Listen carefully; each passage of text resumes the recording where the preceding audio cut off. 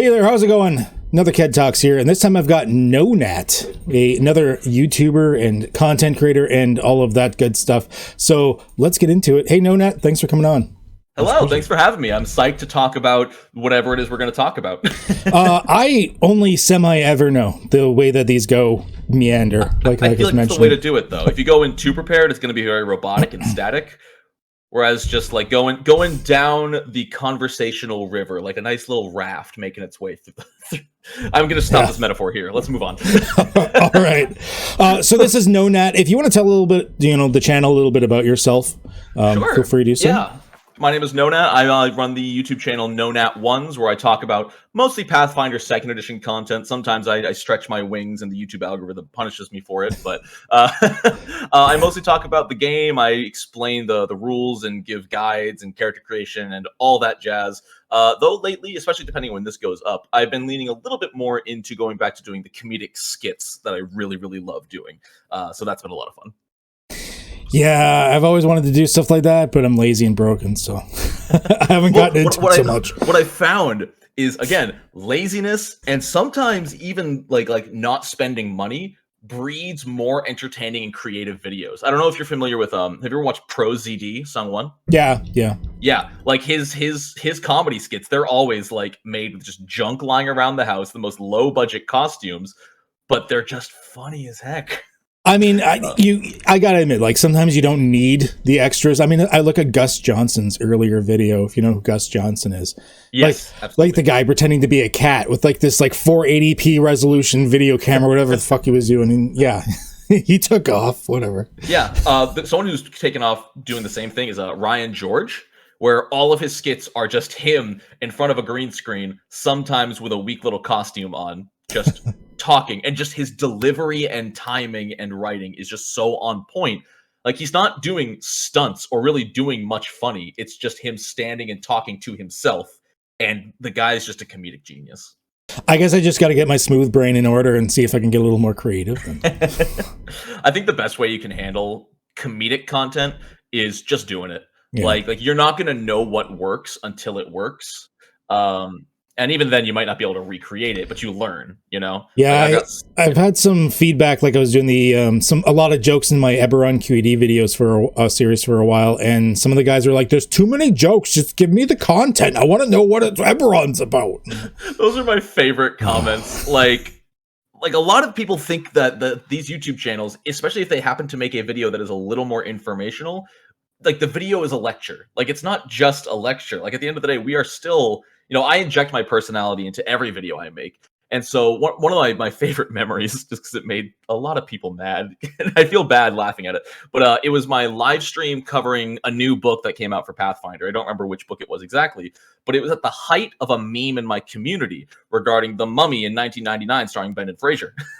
And I had been getting so many text-to-speech donations making references to that movie that over the course of a 2-hour live stream, we got through like 15 pages of the book.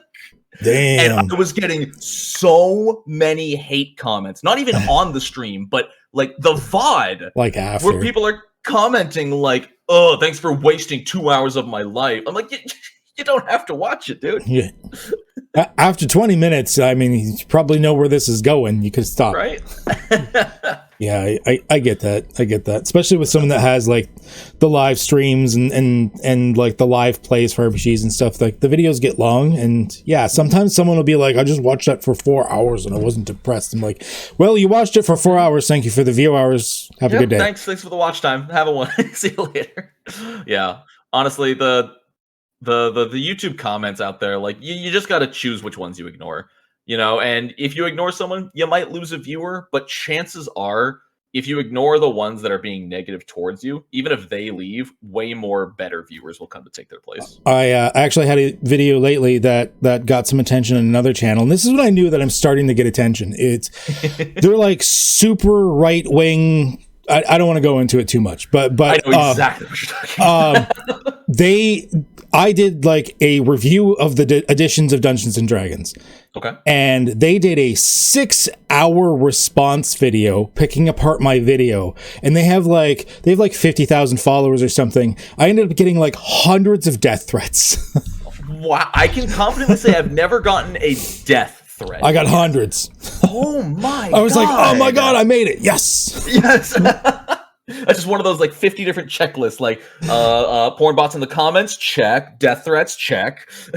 Yeah, I was a little surprised. I'm like, damn, like, I didn't even like rate them that badly. I just my viewpoints were slightly different than theirs, and I don't know. Oh my god. People blow me away, the hills they want to die on a random internet video. I know, right? A 6 hour. It wasn't that. My video was like 25 minutes long or something, and they did like a 6 hour response video.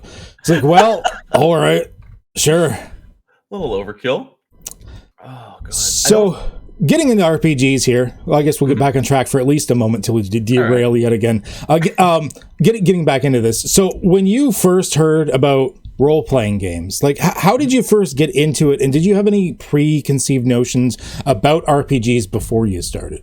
So everything I knew about RPGs from the age of like 10 and under came either from video games like Final Fantasy and such like that, and my dad, when he was in college, was a huge D&D fan. You know, he played AD&D.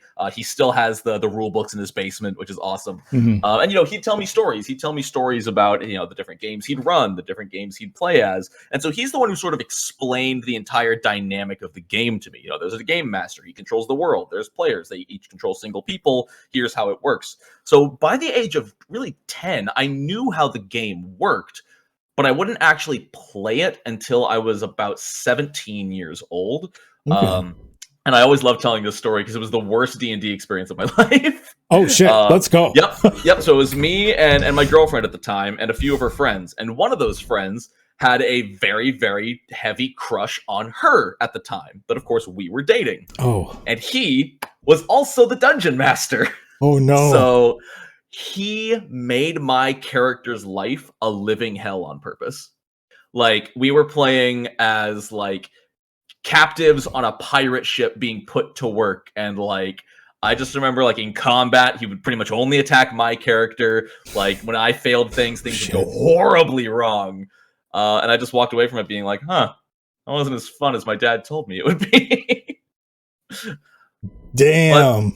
Yeah, but luckily in college, which I feel like is where everyone has their RPG awakening in life, like, you know, I had a lot of personal friends that we started a game with. I met my girlfriend, who we've been together ever since, and she invited me to her place where they play Pathfinder First Edition. I played a few sessions of that, never like a full committed campaign, but those like 2 years of my life were where I really started diving deep into tabletop gaming. Mm-hmm. And after that, it took a back seat. I'd say even to this day, with this being my job, tabletop gaming still takes a second place to video games for me. Video games are really much like my passion. Yeah. And my favorites are the combinations between the two. Your Baldur's Gate, your Divinity, your Pillars of Eternity. Those are my favorite games of all time. But yeah, so even now when I'm playing, 4 campaigns a week right now, I would still call video games my first passion before tabletop gaming.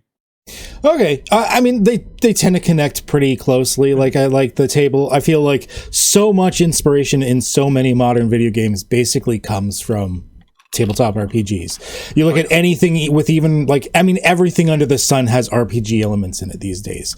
Doesn't matter whether you're playing God of War or Escape from Tarkov. I feel like it all narrows down, like the equipment, the points, the stats. Yeah, even like your first person shooters, like Borderlands. Borderlands was like the ultimate like RPG inspired shooter back in whatever 2011 when that came out. And yeah, something I love to think about whenever I'm watching a movie or playing through a new video game or something is, what are the chances that this game's story is an interpretation of the writer's D&D campaign? Yeah, likely. Right? So many creatives, like wasn't that long ago that people are starting to get shocked at the fact that they're realizing like actors in Hollywood play D&D and stuff. I'm like, yeah, it's practice for their job. Yeah, it's mostly acting. It's a lot of creatives have played it over time, and it all bleeds in because it's been around for so long. It's been so influential. Oh, for sure. So your content is mostly on Pathfinder, specifically Pathfinder 2e. Obviously, I played a lot of the first edition back when it was a thing, but I've really only read up on second edition more recently, so I don't know as much about it as anything else. Is there something that draws you to Pathfinder second edition more than other systems? Like, what's the main thing that draws you in? At risk of just saying the exact same thing as everybody else in the world, 3-action economy. 3 actions in it's so smooth. Like, there's no more wondering, oh, I already did this type of action, or I get one of this type. It's just actions. Like, it really is, it changes the way you play the game without changing the core, you know? I will say, like, people like to think PF2, like, reinvents the wheel. It innovates everything.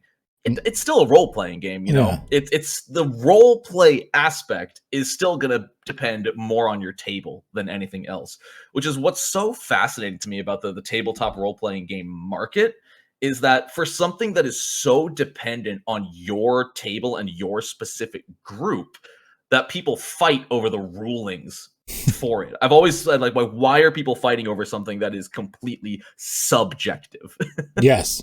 100%. And like in my live streams and stuff for people that watch this and have also watched those, I'm not going to say entirely loose with the rules, but I'm very interpretive to the situation. There's been plenty of times where I'm like, all right, this seems to make more sense right now, so we're going to play it like this right now, even though it's not the normal rules. But my players are good with it, but I always get those comments of like, that's not how the rules work. And like, yeah, at my table it is. And it would have been less fun if we followed the rules to a T. Yeah. Like, you know, it's not fun saying, hold on, let me grab this rule book, flip through, find the... Okay, no, I need to check the table of contents. Okay, it's in this chapter. Okay, which paragraph? And it's like completely takes you out of the moment rather than saying, I don't know, roll strength. Yeah, it's dumb. You want to do whatever causes drama, conflict, or fun in that moment. Those are the main 3 for me. Yeah. But I will say something else that I do enjoy about PF2 compared to other systems is that it is less work for the GM. Pathfinder 2e has a lot of rules, and because of that, there's a lot less times you need to make something up, and that leads to a steeper learning curve to like get to know the basics of the system. But once you do, those moments of how does this work come up a lot less often, because you've experienced it before, you know, unlike something like D&D 5e, where it encourages the DM to just kind of make up a ruling on the spot. Pathfinder has those answers for you, and once you've done it once, you remember for next time. The downside of this is that I will say PF2 has a lot more not a lot more difficulty, but a lot more on the players. You know, the players need to know a little bit more about the game itself. You know, it's helpful if players know how the conditions work and what they can actually do with their actions.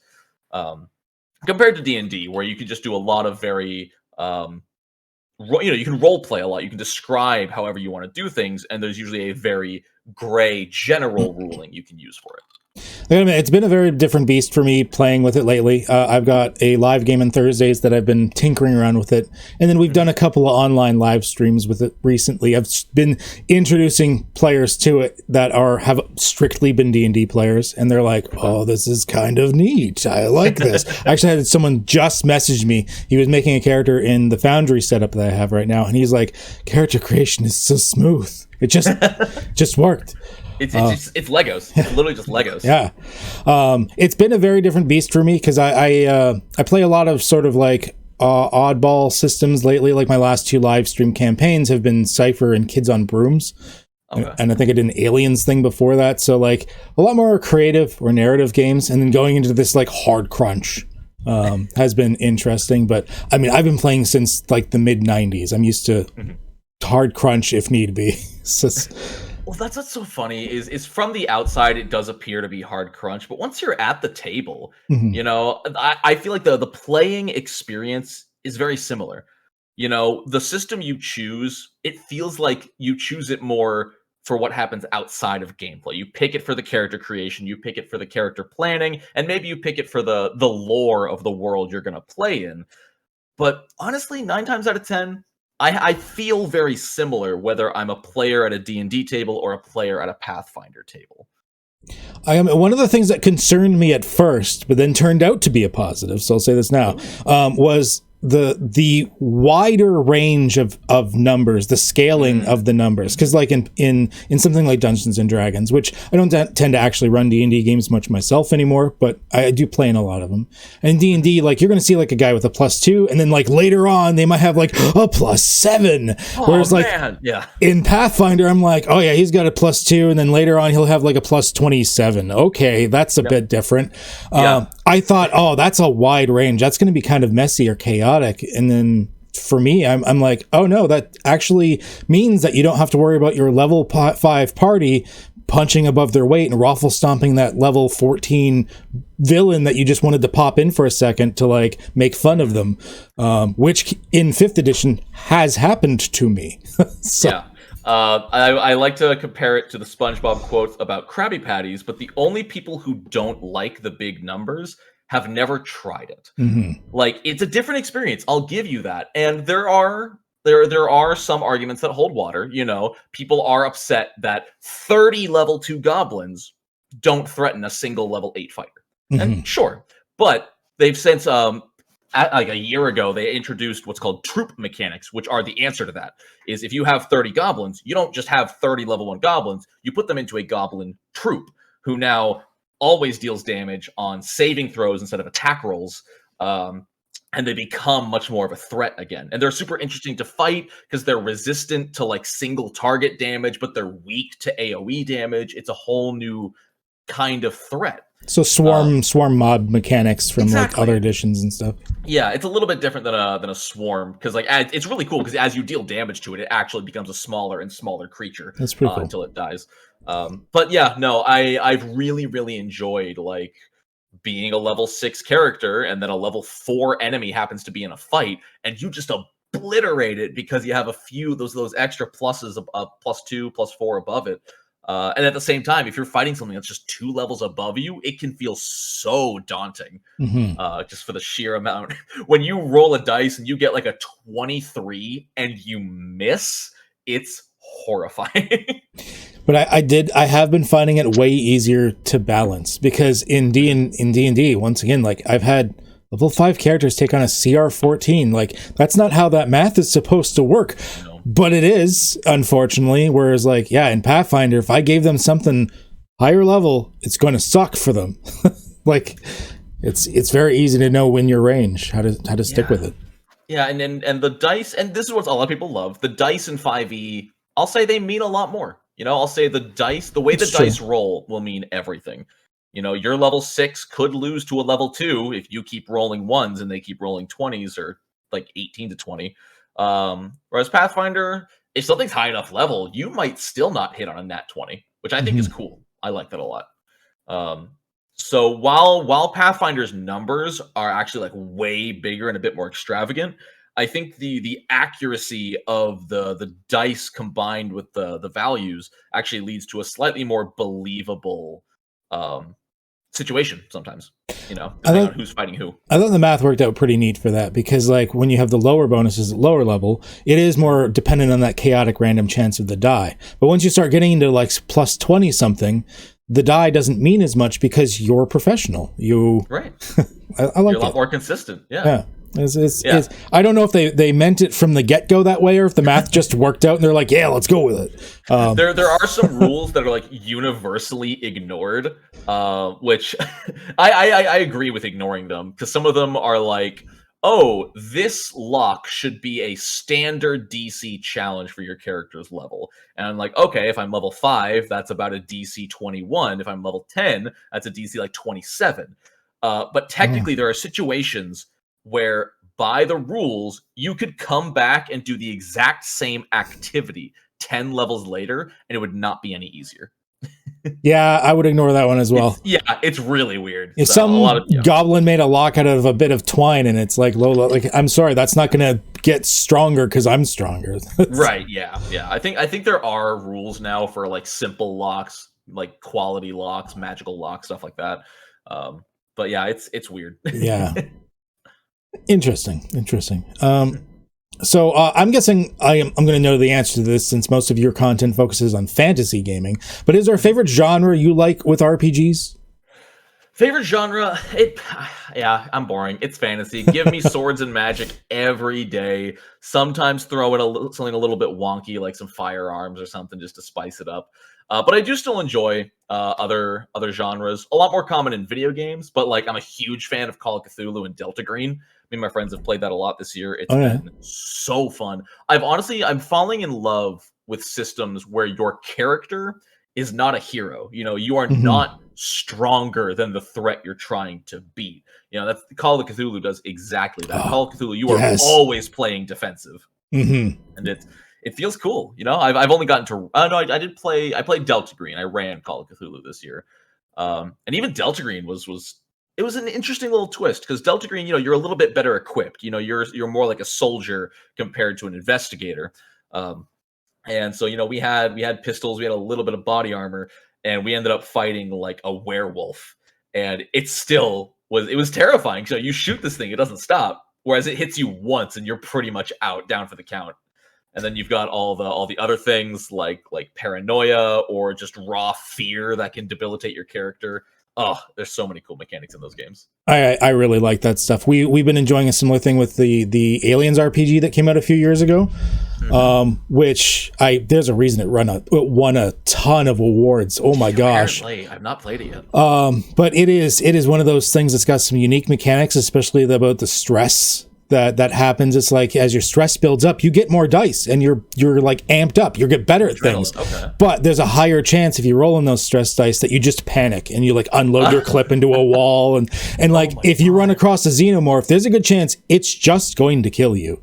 Like it's just going to one shot you like thing to the face and you're done. Like it's really awesome. I love games like that. The one that's also sci-fi genre, but not serious at all. I've owned the book for years. I've never gotten to play it. It's Paranoia. Oh, Always wanted to play Paranoia so bad. I think I've got a live stream of Paranoia on my thing that I did for them. And what I did for my players is I ran the thing. They're not allowed to know the rules. Knowing the rules is treason. Treason is punishable by death. And what I did is I mismatched every single edition of Paranoia together. I took the rules I wanted, and it was like chaos, and they didn't know it because they're not allowed to know the rules. And even better than that, I had like a journal entry. I've run this in person as well, where I had a physical book, but it's like it was a journal entry or a physical book, and all it says in it is, "Please tell the DM you just read this." And the title of it was Rules for the Game. And if you read it, that means you just tried to read the rules and you die. So last couple of times I ran it, people died before the game even started. It was great. Oh, God, I love it. Because it's one of the only RPGs I know where death is a mechanic. Yeah. Like you just come back as a clone or something. It's great. I mean, it's not good for extended game. Like you can never have a campaign of it. It's a one-shot. It's a one-shot. But I have played it many times over the years, and it is hilarious every single time. Yeah. Oh, I love those. So, GamerBoy721, I see you originally started out as a variety streamer. Oh, man. In 2019, you started to go a little more family friendly because I guess your off the collar, off the cuff jokes were a bit extreme at that point. But you eventually switched over to your YouTube in probably 2020-ish. What was it that prompted you to want to focus more on like the RPG videos and become NoNat versus GamerBoy721? So first off, it was Game Boyer. Everybody says it wrong. Oh, I missed. Yeah. No, you're not alone. But so what actually ended up happening in 2017, I started live streaming on this website no one had heard about called Caffeine TV. It's still up today. It's terrible. Don't use it. About 6 months into streaming there, they signed me on a contract where they're like, hey, stream this many hours, we'll pay you a monthly stipend. Oh. Because, they're a new streaming platform. They need regular streamers. And I'm like, hell yeah, I was doing it anyway. Let's do this. And so, I was my average stream had like maybe 10 to 11 concurrent viewers tops. And I was still one of the top streamers there. So I did that for about a year and a half. I did that alongside a job. And then around 2020, right before the pandemic, actually, I had gotten wind that they might be dropping me from the contract. You know, at the end of this 3-month period, they are probably not going to re-up it. So I started planting some seeds, and one of those seeds was the NoNat Once channel, which was inspired because for April Fool's Day of 2020, I made a video titled Dungeons and Dragons: Why Players Shouldn't Be Allowed to Roll Their Own Dice. And I was this completely BS video about me talking about how players can't be trusted. They're going to cheat. They're going to lie about their roles. You as the DM need to roll for them to make sure you tell the story you want to tell. Nice. And it got like 100 views, which for me at the time was amazing. I had never like gotten more than like 20, 30, 40 views on a YouTube video before. And it was fun, and I loved talking about it. And I'd never really made much content around tabletop role-playing games before. And I had just learned about Pathfinder 2nd Edition. It had just come out. I had watched somebody's video on it. It might have been Taking 20. And I was like, this looks interesting. And then I looked it up on YouTube, and there was like nothing. There was nothing on YouTube about Pathfinder 2e outside of maybe Taking 20 making a video. It was specifically Taking 20's D&D versus Pathfinder 2e video where he compares the pros and cons of the systems. And then I believe it was Puff and Forrest made an animation about the playtest. So I'm like, I need to fill a niche. I had learned a lot in my time live streaming that if you want to succeed, you can't just do something someone else is already doing. You need to be unique. And I'm like, that's my opening. I'm taking it. So I wasn't even super familiar with Pathfinder 2e when I started my channel. In fact, my first video, my character creation video, that has over 85,000 views, I'd probably made like 3 characters in my life in Pathfinder 2e. But when I was writing my script, I was just double fact checking the rulebook over and over again. So even though I wasn't super experienced, I was double checking my work, which I don't do anymore. But yeah, from there, that video took off. That character creation video got like 1,000 views in less than a week, which, 100 views had blown my mind. 1,000 was out of the park. And so I kept going. They ended up dropping me from the streaming platform. And so I was a little upset. I just quit my day job because of the pandemic. I was delivering pizza, and I didn't want to do that in a pandemic. So I decided, like, I'm going to make the biggest risk of my life.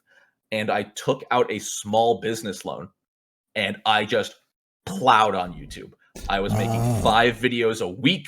I was not making money. I was not monetized yet on YouTube. That small business loan was literally just money for me to survive for 3 or 4 months.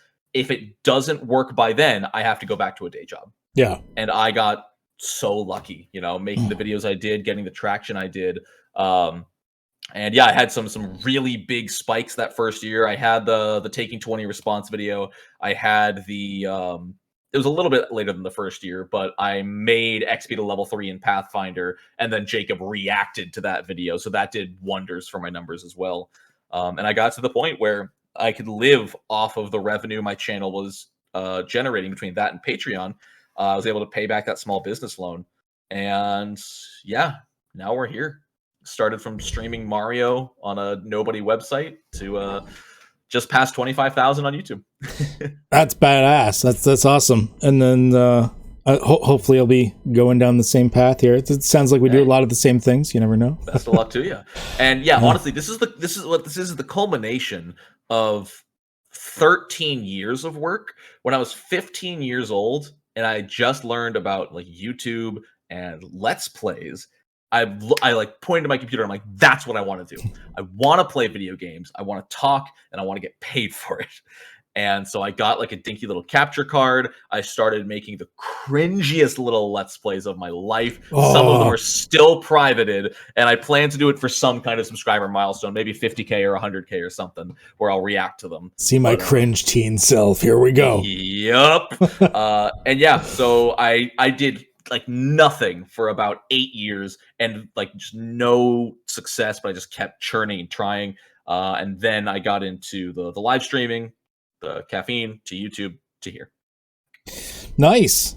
Yeah, I like starting with those like joke videos or whatever, because I've got some of my better videos that have fared on my channel were like my big dick energy videos for D&D, where I give like the worst advice possible. I got to start making more of those. They're pretty popular, and and it's really fun to see the progression of each channel, because it works a little bit differently for each one. You have to sort of pass a certain threshold where your channel starts building upon itself. And part of that is just getting enough content out there. The bigger your backlog of videos, the more likely one of those videos will randomly get shown to the right person, who shows a friend, who shows a friend, who shows a friend.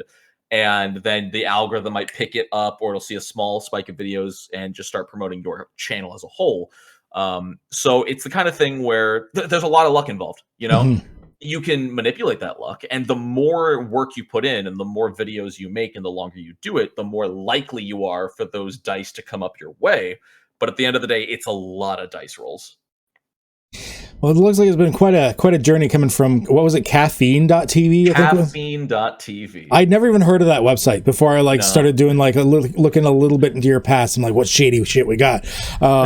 And then I'm like, what's caffeine? I don't know that one. It sure is a website that is owned by, is it ABC? Is it Fox? So one of those. Oh, it's owned by like an actual like channel or something. That's how they could afford to put us on contracts without oh Jesus. without like making any money. Is they got a huge influx of money from a big network in exchange for like putting that network's sports on constant live streams on their platform. They funneled that all into us. Oh, so, yeah. Interesting. All right. Yeah. So I see you've gotten back into doing a lot more video game content. You've got your second channel going on now, which kudos to you. I have a hard enough time keeping up with the editing for one channel, never mind two. It's actually made life a little bit easier, which is the weirdest thing. And it's probably just the way my brain works. But for some reason, 3 videos a day on my main channel was draining me and I could barely keep up. 2 videos a day on my main channel plus 5 videos a week on the second channel has been so easy. It's been amazing, and I think it's because it's been a different kind of content. Rather than talking about Pathfinder from the book again, I get to play a video game. I get to talk right to the audience. I get to edit a new type of video. It keeps everything fresh, and it gives me that drive, and I get in the zone a lot more. And plus that second channel, it's a lot less, it's a lot easier than the main channel. Let's plays are inherently very easy content. I can knock out a full week's worth of recording for that channel in about 2 to 3 hours. And then they don't take that long to edit, depending on how many silly gags I throw in. So yeah, the entire week's work for that second channel is probably only like 10 hours a week. And then just that one less full video on the main channel a week has given me a lot of breathing room. I do miss the streaming thing, because I used to do the variety streaming as well, but I never topped more than like 30, 40 people watching me at a time. But I do miss it, because it was a lot easier. I never had a problem talking at the same time I was playing a game, which is like a big important skill. If you're a streamer out there, you don't have that skill, you got to learn that skill. Yeah. Nothing is worse than going on a stream and just hearing like click, click, click. Right. Well, and especially the hardest part of being a new streamer is talking even if no one's there. Even if you have 0 viewers, you need to be making content, because someone will join. Yes. And if you're not saying anything, they're just going to leave. Yeah, exactly. I do miss those. I have been considering, like I did a couple of streams for like Project Zomboid or something like that on Halloween and whatnot. I think I got to get back into that shit. I do kind of miss it. Yeah, it's fun. The streams are fun because it's just such a personal sort of, for lack of a better term, intimate experience with the audience, because it's that one-to-one conversation you almost never get. And then the Let's Plays are really fun too, especially now that I'm getting to the point where it's super exciting. It's almost like reminding me of when I first started this channel. I'm getting comments from people who have found that channel who don't know about my primary channel. So that's always nice. Is right. Yeah, it's just kind of cool. Like it's reminding me. It's keeping me humble as well. Is like I see one of those videos get 100 views on my second channel, and I'm like, let's go. Whereas on my main channel, if it only gets 4,000 views, I'm like, all right, that failed. It's so weird. Yeah, but it's helped me take account of what I have and not take it for granted. I used to stream on Twitch. I find since I did the full move over to YouTube or whatnot, in many ways, even though the viewer count seems smaller at first, it does seem to produce a lot better effects. I don't know if it's just because it is a new and growing market, or because the discoverability is better, but I have enjoyed live streaming on YouTube probably a lot more than Twitch. I've never streamed on Twitch. I know some people who have, but I have noticed that YouTube streams do tend to have more viewers compared to Twitch, unless you're like Ludwig or something. Yeah. But the only thing I'm missing is all of that Twitch integration. There's so many fun things you can do on Twitch that you just can't do on YouTube, and that hurts. Yeah, I used to have things with channel points, or I had like lady yelling in my ear, or like other things happening, and that's what I miss. Channel points. YouTube, if you're watching, you've gotten a lot of other stuff recently. Points, you got the ability to like raid other people. You've added a bunch of other stuff like gifted subs and whatnot. Give us channel points. It's all we need. Yep. Yeah. Then you'll be you're already the competitor. That would be the cinch. I was actually in the live stream for the first live like YouTube raid thing that happened. Nice. It was Harris Heller, because he had the head of YouTube gaming in the channel, and he is like, we're going to do this. And then we raided a guy that I still follow to this day, Lumberjack Samurai, who was just like, he up until that point was only streaming for like 5 people, and all of a sudden, oh my god! All of a sudden it exploded, and oh god, the heart attack they must have. Yeah, and then he's like, "What's going on?" Because he didn't even know this was a thing, because it was the first one, and it was amazing. It was great. I thought he was getting botted. Yeah. All right. Did you have any questions for me, or any points you want to talk about, or anything? That would have involved me doing preparation for this. That's the hard part. And if I don't even prepare for my campaigns, I don't blame you there. I guess I'm curious. What kind of a GM are you? Are you meticulous preparation, a few notes here and there, or like seat of your pants? It depends entirely on what I'm running. I ran an entire Pathfinder First Edition campaign, 2.5 years. My notes involved a single sheet of paper with some point notes on it and a few stats. Hell yeah. No problem. Whereas like my current campaign, I've got everything, like the full world, NPCs, you name it. So it really depends on what I'm running. Like my live stream on Sunday, we're using the Cypher system, and it's this whole like trapped in an MMO isekai type of situation called Winterman Fantasy Online, and I've got so much planning into that. Whereas the one we did before that was Kids on Brooms, and it ended up being like in like Japanese high school, and then like zombie apocalypse happened and everything. That was all completely out of my ass, off the cuff. Like, those have been the ones that I've run that have made the best stories. Is seat of my pants, whatever happens. Like, let's just go with it. Like I've tried preparing campaigns, I've tried pre-writing, and I've tried doing pre-written. Mm-hmm. They never work as well. They feel more robotic. I can't do pre-written at all. For anyone that's watched any of my shit before, I always say that. I'm like, I don't have a problem with it. It works for a lot of people. I can't do it because I'm about to go so far off book, because I'm not good at railroading players. Like if my players go left, I'm like, aha, don't worry, I've got something. In my tips thing, I always say, if you want to plan something, like say an encounter or something, plan the encounter, but don't plan where it is and don't plan when it is. Because they don't have to know the goblins were in the forest. They went into the mountains. What do you know? That's where the goblins are now. They don't have to know you moved it. That's fair. Yeah, usually I actually tend to structure my sessions around an encounter. My prep for a session is being like, oh, my players are level 3. Let's look up a level 2 monster they can find a horde of. Mm-hmm. That looks cool. I'll just put it in there, and they'll run into it eventually. Like, they're in a forest, I'll find something thematic, it'll happen, you know? And I won't, even in my head, I try not to make their choices moot. So, like, there was a bunch of pirates hiding on a bridge. Like, there was a bridge over this rough waters where the pirates would, like, hang off the side of the bridge and then pull up and ambush travelers. And they did end up walking across the bridge, because obviously it's a bridge. But if they had found a way to cross the water safely without using the bridge, I wouldn't have like move to the pirates myself. Well, I will do that with giant important set pieces, the big dungeon, an important city they need to get to. That will usually happen. But because I don't prepare, it just happens when I need it to happen. You go with the flow. I would say it's like RPG Aikido. Like the players will throw, assuming you have good players, the players will throw something at you, and you just kind of go with the momentum, throw it back. Proactive players are absolutely my favorite. I have nothing against reactive players. That's just how people are. But as a GM, proactive players just make my life so much easier. I really, really enjoy it when the players almost get to also tell the story. Mm-hmm. When the players get very colorful with the descriptions of what they're doing, that they go a little bit beyond just describing their character. They might describe a little piece of environment near them. If they ask, oh, GM, is there like a boulder within 5 feet? And then they do something with that boulder. That's always super cool to me. I almost always say, yeah, sure, there's a boulder.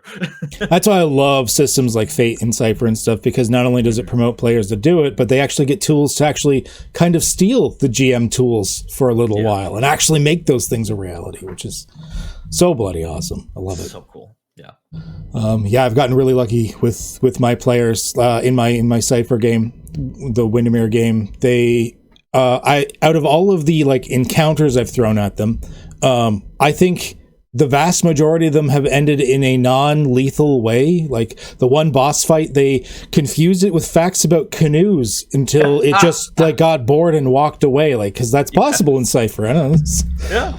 Oh no, the people love to complain on stuff, and I think most of it's satirical, like complaining that their players ruin all their plans. But I think that's hilarious. I had a 5e game this past year where I had my players fight a 2 large Jotuns, and they actually managed to use diplomacy and intimidation to bet that the Jotuns couldn't run a mile circle below a certain time. And of course they fell for it and ran, and they're like, cool, we just get to keep moving now.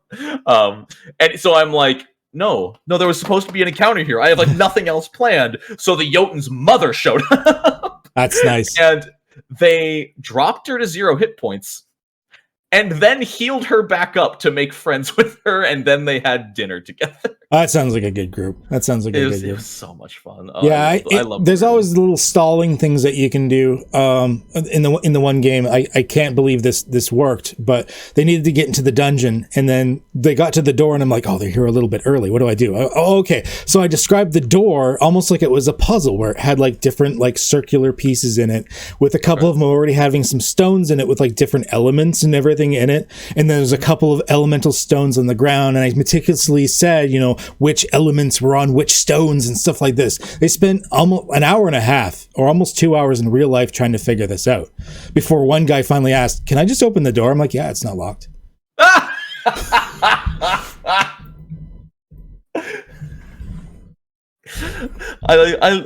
I love door stories because everybody has a door story.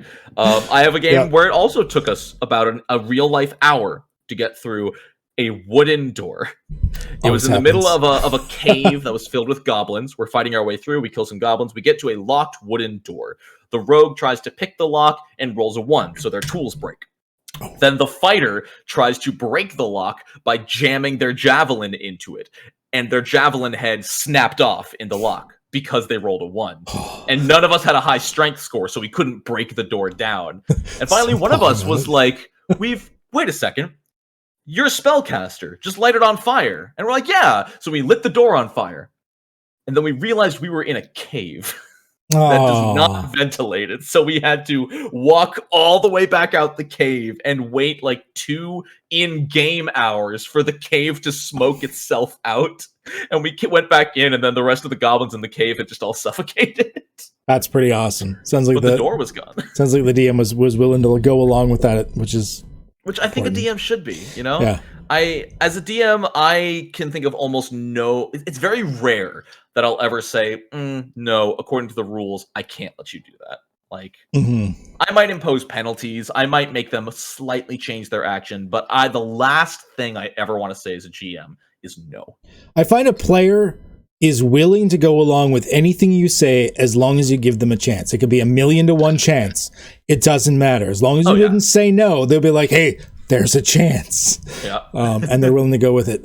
RPGs have really changed a lot over the years. Like I started when I was like 11. It was like mid-90s. And the DM I started with, it was AD&D 2nd edition. And if your character lived that week, you must have bribed him with something. It was a very different, like 2nd edition D&D, like back then, Dungeons and Dragons was a survival horror game. I think Matt Colville just did a video about this. It was a very different beast. These days, it is an entirely different game. It's interesting you bring that up because I was just talking to the creative director on my project, Sinclair's Library.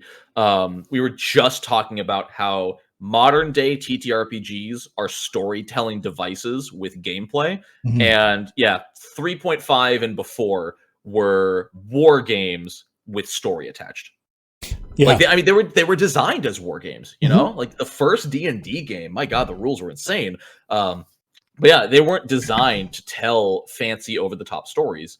It was designed to say, okay, you walk in the dungeon, there's a troll, let's start rolling dice. This is where those haters from that other channel are about to pipe in. Hi. No, I totally agree. It was based off of Chainmail, I think, originally. Yep. And then it was for war gamers. Like it was very much. That's why it was grid based. And oh yeah, it had the rules for like long range, mid range, short range. Things were measured in like feet instead of grids, so things could have really weird ranges and whatnot. It's fascinating to go back and read, honestly, as someone who didn't live through it. But I have played Beckme, and I have a soft spot for Beckme. I adore it. Yep.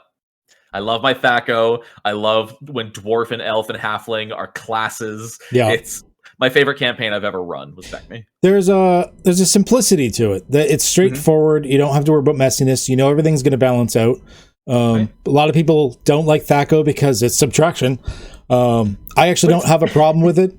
It's not hard because you end up only having to hit between this range of 10 to like negative 10. You put 10. It on your sheet. And that's it. Yeah, it's like you don't have to worry about infinite scaling or anything. In some ways, I think it would be a lot easier for some people because a lot of people are like, I'm bad at math. I don't like having to add and subtract stuff. Well, if you got the right, like the normal character sheet, it would have like your Thaco number and then like 5 spaces to either end for other armor classes.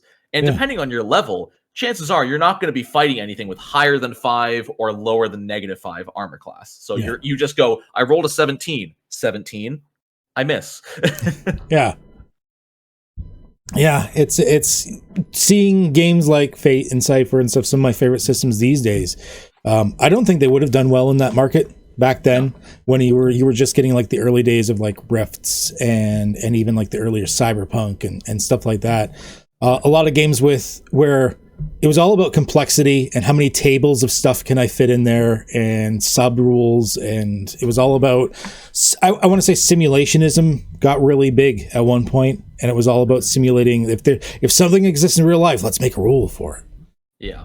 So and eventually, and I think it was near like I don't know if it was 3.5, maybe Pathfinder 1, when people finally sat down and started thinking, not everything needs a rule, or we can clump multiple things into one general rule. And then you can see sort of the two extremes here, where 5e took it into the very general direction, where it's like, let's lump as many things together as we can into an individual rule to keep it simple. And then if it doesn't pop up in every 5 to 10 games, don't even make a rule for it. Like if it only shows up that often, they'll figure it out. It won't happen again. And then PF2 took a little bit more like there's rules for a lot, but it's not the level it used to be. Even PF2 doesn't have rules for everything. It just has a lot more rules for what happened frequently. I've been enjoying it so far. The more I've delved into it, and I've gotten a lot of the books, and the fact that you can, I've looked at all the free stuff online, which you can, which is so super nice. And of course, Foundry has a ridiculously beautiful setup for it. Wild. Like I ran my first game in Foundry, and there was stuff I didn't even know, and it was figuring it out for me. I'm like, oh, that's when the flanking should be working. It did it for me. Thank you, Foundry. That's all right. That's cool. I've been enjoying it in a lot of ways, a lot more than D&D 5e. but even more so than the rules, like ignoring the rules, the Lost Omen books are beautiful, leagues better than any of the settings books except maybe the Eberron book. Eberron's cool. But like all of their setting books have been shit, and love or hate whatever in the comments, you can do it. But the Lost Omen books have been really good. Yeah, there's only a few books that I would call a miss. The rest of them have just all been bangers. The art, like Paizo's artwork, their art direction, their artists, it's all just incomparable. They dominate the market in artwork, and their world, it's just so creative. Because they've gone so far beyond Euro medieval, whereas D&D was like, if you want Euro medieval, play Eberron. Play Eberron for your steampunk, or play this setting for that, or whatever, or like a Barovia if you want horror. It's just Barovia. Whereas Pathfinder said, we have all of that on the same planet. Yeah. Do you want like real world Eastern inspired culture? Go to Tian Sha. Do you want a mix of like African and South American cultures? We have the Mwangi Expanse. Something a little bit more Middle Eastern, we have Kadira and the entire Golden Road, and they're all close enough that one campaign could easily visit all of them. Yeah, we played. I never really played much 3 or 3.5. We played second edition. 3 came out, didn't like it much. Went back to second edition. 3.5 came out. Hey, we tried a bit. Yeah, I didn't like it as much. Went back to second edition. It wasn't until we dabbled with first edition Pathfinder that we actually stuck with it for a while. And I'd say I probably played Pathfinder first edition longer than most editions of D&D aside from second. Because I really loved the world. I thought it was really well done. I loved Galarian. I thought it was great. There were some things about first edition that I hated, absolutely hated. Feat chains can go to hell. Yeah, that's one of the best things they fixed in 2E is there's so few feat chains, and if they are, they're like max 3 feet long. Max. Because I remember wanting to make a character that was it was based around just fighting with claws, 2 claws. I wanted to fight with 2 claws. I needed 4 classes and a very specific feat chain in a very specific order. My buddy and I had to spend like 6 hours crafting this character so I could just use 2 claws. Well, and then the worst part is like you could use it without those feats, but you're missing out on stuff. Yeah, you're like gonna be shit. I know that's a common argument, is you don't have to use the material, but it's there. And that's something I'm a little worried about with Pathfinder 2E. The rate they're pumping out books is insane. They've pumped out 23 books in 2.5 years. That's another thing I worry about, because in first edition, that was one of my complaints. They were pumping stuff out too fast. And next thing you know, I had a character that could sneak attack with a 40d6 fireball. Which I mean, and it worked. By the rules. I wasn't even fudging any rules. The GM checked it over, and he's like, "This is all legitimate." Yeah, okay. And they've done a good job of making it so you can't break the game that bad in 2E. Big part is the 3 types of bonuses. Pathfinder 1E had, I think, 15 different types of bonuses. Yeah. And one of them was just called untyped. Yeah. Whereas Pathfinder 2E has 3: status, circumstance, item. You only get the highest of each of the 3. There are little to no untyped bonuses in the entire game. Yeah. And with the removal of traditional multi-classing, you can't break the game like that either. You can get archetypes, but they're a lot slower. So I do think my issue with the content bloat isn't that it's going to lead to broken combos. It's just going to lead to people not wanting to try it out because there's just so much. They feel like they need to look at all of it to get all their options, which I think Paizo has done a good job starting to defend that, but they need to push it a little bit harder, because they've made statements that Pathfinder 2E has 6 core books. These are the only books that they deem are required, necessary, or you will ever need to play this game. And it's the core rulebook, the Advanced Player's Guide, Game Mastery Guide, and Bestiaries 1, 2, 3. Those are the only 6 books you will ever need if you want to enjoy Pathfinder 2E to the fullest. And even then, I would say the Game Mastery Guide is I'd say it's optional, yeah. But I think I was talking to my creative director about this. I think the way Pathfinder 2E is best played is using those 6 books Everything from those 6 books, always legal, should almost always be illegal regardless of what you're playing, unless something really doesn't fit your world. And then pick 1 or 2 supplement books. You know, you're playing specifically in the City of Absalom, use the Lost Omens Absalom book, and then maybe Secrets of Magic, or maybe Guns and Gears, but don't mix everything. It's probably the best way to go. Yeah, I know for my first campaign, I just had, we're in the Mwangi, so I'm using the Mwangi book, and then it's just like core and APG pretty much is what I said they could use. That's all you need. like unless you have like a really specific character you want to play, like a Gorin or any of the really crazy ancestries out there, you don't need much more. Like the Magus and Sorcerer and Gunslinger, they're all really cool. I don't think any of them make the system. Yeah, they're the DLCs that you can get after. They're paid DLC that you don't need. Well, we're getting to the part of the video where we normally see if we can answer some questions from the public together. I haven't really reread these yet, so we get to see how different or similar our answers be. So let's see how we go. Do it. Let's randomly roll to see what we're going to answer here. That's super cool. I've never been on a podcast that does this, but that's so awesome. Okay, this is by Apathetic Lemur.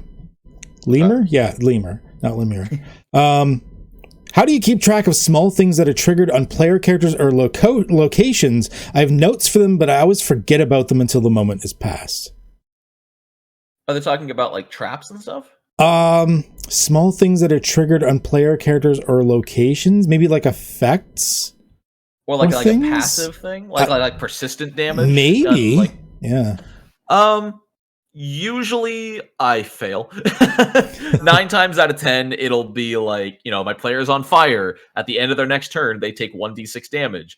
Their turn ends. I'm so just enraptured in what they're doing, I forget. And then like 2 or 3 actors later, I go, wait, you're supposed to be on fire. Yeah. And luckily, my players are usually super cool. They're like, oh, yeah, totally. Then they take the damage retroactively.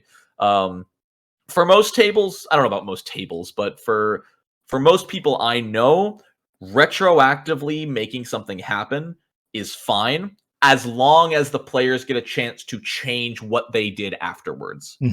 You know, if they were at full health and they took their turn, but then you retroactively say, oh, sorry, you actually took 50 damage last turn, then they better have the chance to change their turn and their actions. Yeah, I agree. I'm usually pretty good at it, but there's plenty of times that I will either say, oh, hey, we were supposed to do this, and we'll retcon it, whatever, not a big deal. If it's like, I've missed it a couple of times, or it was a while ago, I'll just be like, I missed my trigger. I'll remember again in the future. I'll like say it out loud, be like, I fucked up. Yeah. It's fine. Or especially if it's like a trap, just like move it somewhere else in the dungeon. And same thing, even if player misses their trigger or whatnot. Like a lot of my players, like if they let me know, I'll be like, oh, okay, well, we'll retcon it a bit, as long as it doesn't like shake up the entire combat. Not a big deal. Otherwise, I might be like, you missed your trigger. You know, remember next time. For me remembering these things, it really depends on how I'm playing. Most of my games these days are online, so Foundry.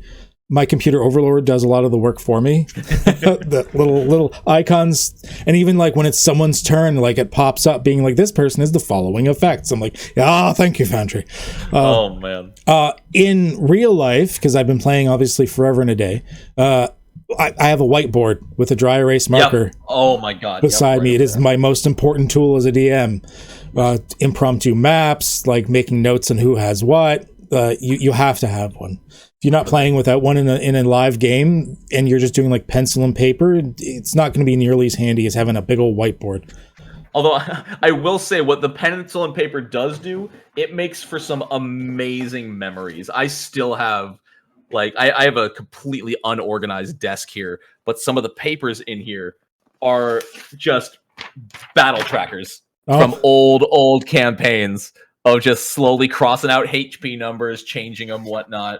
Oh, and so once every like year or two, I just go through this desk drawer and I see, I remember that combat, or that's where this happened, and yeah. So you can have like a folder full of member berries. Exactly. I should put them in a folder. Instead, I keep them loose leaf in my drawer. I get that. That's one of the things that I feel has been lost in the digital age, unfortunately. I have some of my original character sheets. Like from I've unfortunately lost my very first character, but I have the character sheet from my second character. He is from 1994, and that's awesome. I get to like look back at this like shit-tastic printed on like this ancient ass printer character sheet, and I'm like, oh my gosh, I don't remember this guy at all. But I kind of remember the situations he was in. So, yep. Yeah, I have the same thing. I have some Pathfinder First Edition from my first character I made, which was a fighter who dual wielded tower shields, and then my GM told me, "It's your first game, maybe not." And then I made a Skald instead. But I still have the character sheet of the dual shield fighter. Yeah, Apathetic Lemur. We answered your question, then we meandered because that's what we do. Yeah, but I have that effect on people.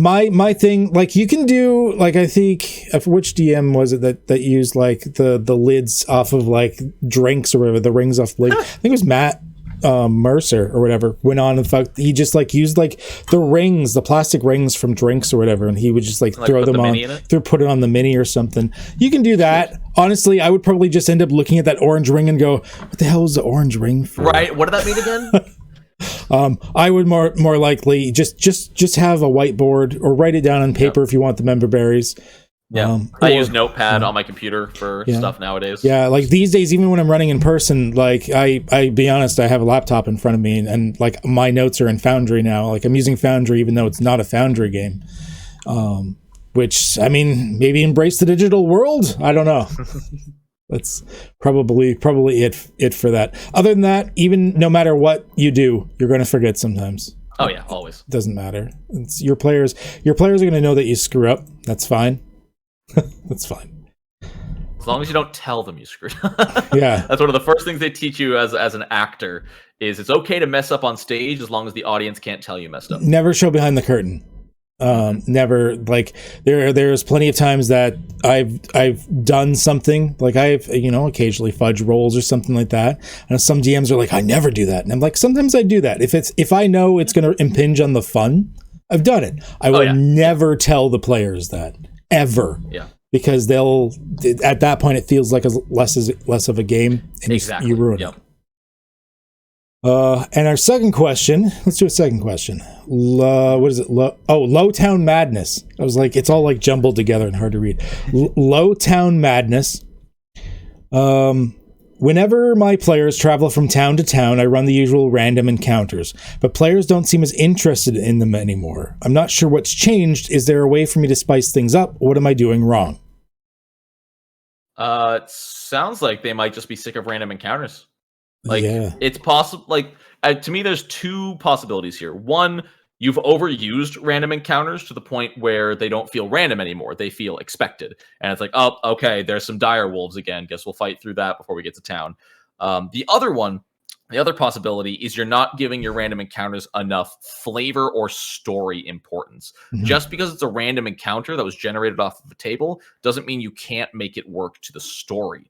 One of my favorite random encounters I've ever run, again, using the Beckme tables, was like random, low-level, friendly humanoid. And I'm like, oh, okay. So it was a dwarf merchant who was en route to the town they were going to anyway, asked the player characters to help them escort them. They became a major plot point character for the rest of the story. They had some information on what the party was going to the town to do, became a nice little informant for the party, and ended up traveling with them for a short time.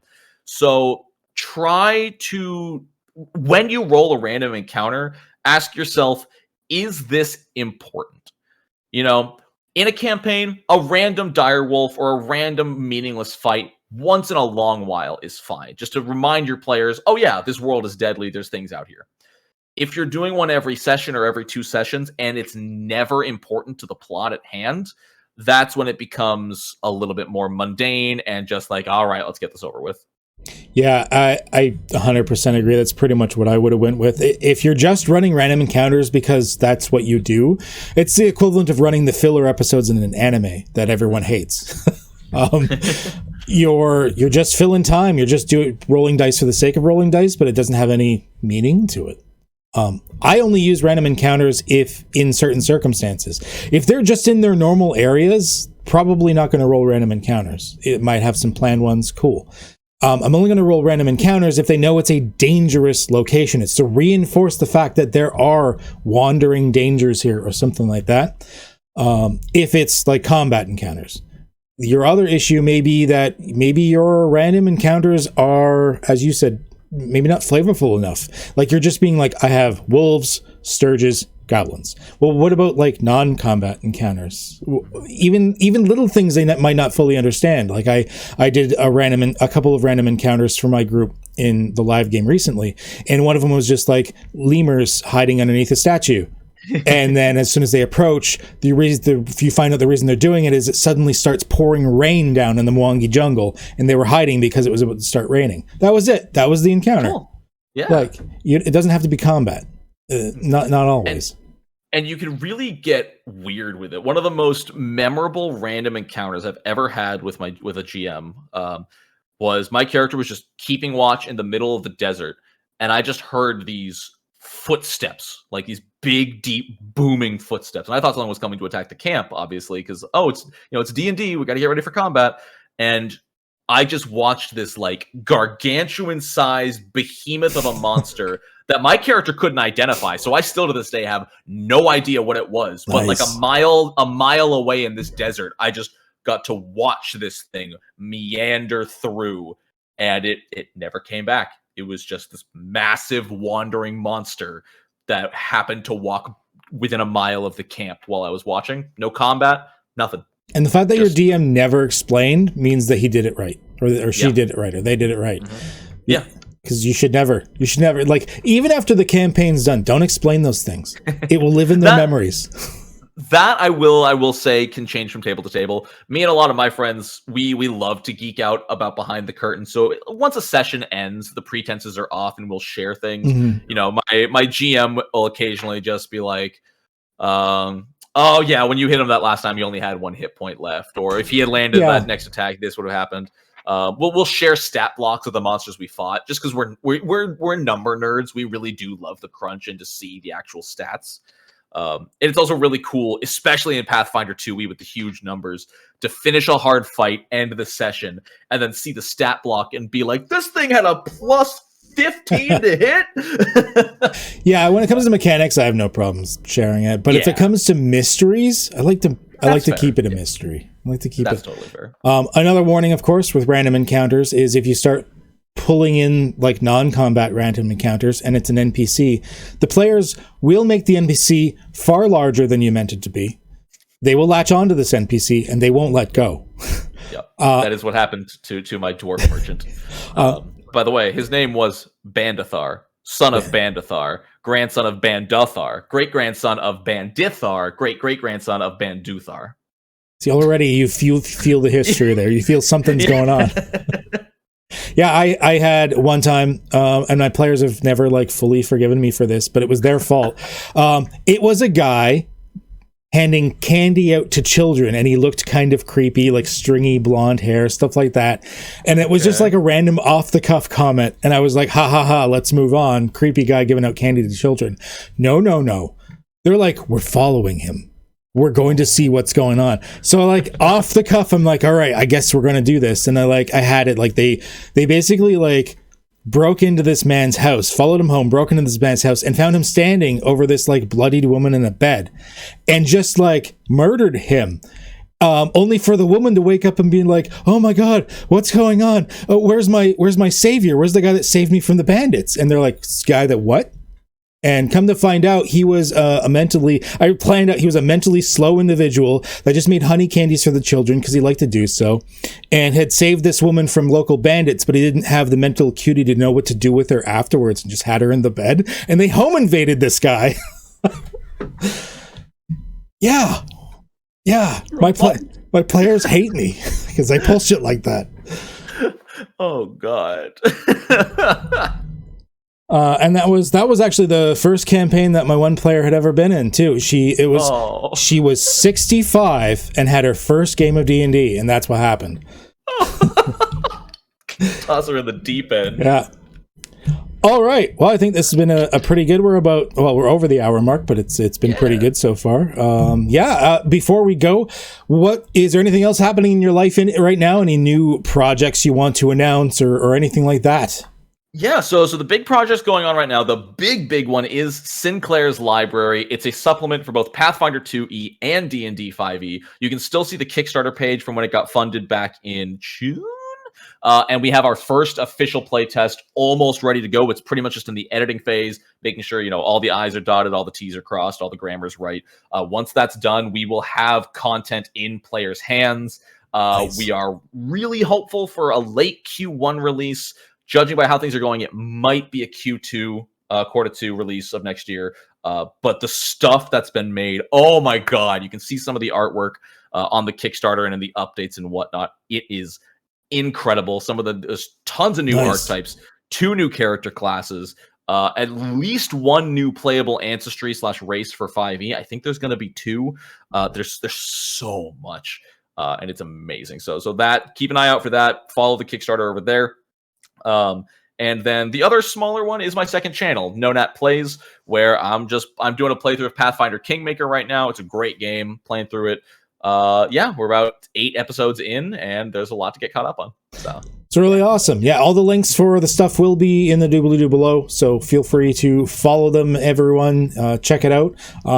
My interest is certainly piqued about the book, so we're going to have to check that out. As someone who's released books before, I know it's nice to spread that shit around.